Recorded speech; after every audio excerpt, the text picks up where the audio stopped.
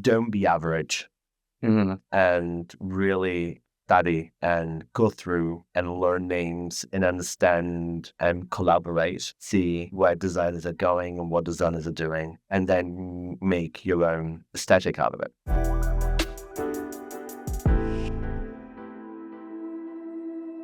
Hi, I'm Jason, and I'm a manager here at the Wall Group in New York. Hello, I'm Fabio Immediato, celebrity and editorial stylist. I emailed British Vogue, and after a long pause, I then received an email from the then managing editor, Francis Bentley, who had asked me for an interview.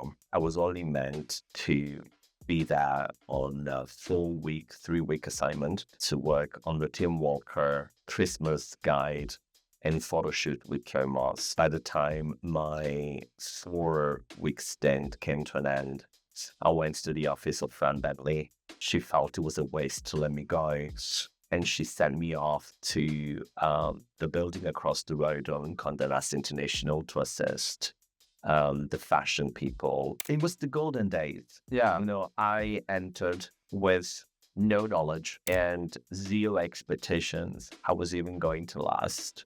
Those are really the most beautiful formative years of my life. Don't be average. And really study and go through and learn names and understand what photographers does what and best, and collaborate and see where designers are going and what designers are doing, and then make your own aesthetic out of it. Yeah. Having the pleasure of working with so many beautiful models, you were pretty much working with these white canvases with whom you could easily say, okay, this is what you're going to wear, but you know how to pose. And while it was beautiful and refreshing and incredible, I felt it was more interesting for me to create a character and a persona with a wardrobe through obviously the pages of the magazines back then. And then at the end of some of the shoots, I was asked whether I was interested on following some clients on the red carpet. And I immediately said yes. Elegant, modern, timeless, with a little bit of a fashion twist when possible. You styled a broad range of personalities: Bella Ramsey, Quinn, and Sklenar. How do you make each look feel authentic to the person that's wearing it while still expressing your own creative identity? What they all have in common is that they all appreciate fashion and they all understand clothes and they all wear clothes very beautifully. And it's a very collaborative conversation that we have. The clothes need to speak and need to be molded on the body of the person that's wearing it. So I think for me, what makes it memorable is a great set with impeccable tailoring and a dash of good fashion. The ones that people react the most, or have reacted to the most, or still reacted to the most, are the Golden Globes look of Bella Ramsey. I was hoping you'd say that one. Yeah, in a custom Prada. Yeah.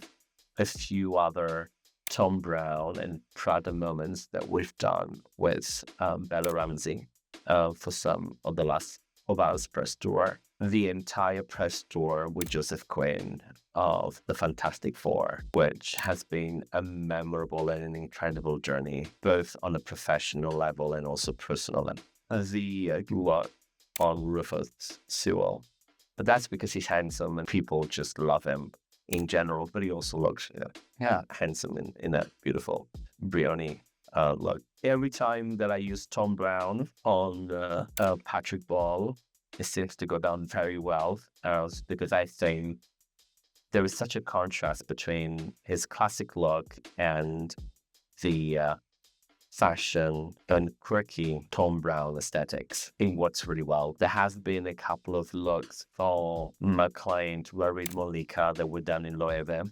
and also was a custom look at the Golden Globes. James McAvoy looks always impeccable in a beautifully tailored suit from Dolce & Gabbana. I tend to be as organized as as possibly can. I think that a stylist needs a good amount of time of track.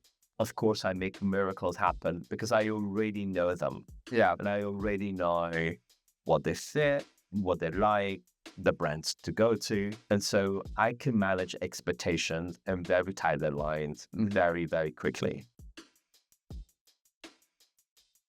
Vintage or custom? Custom. Favorite fashion city?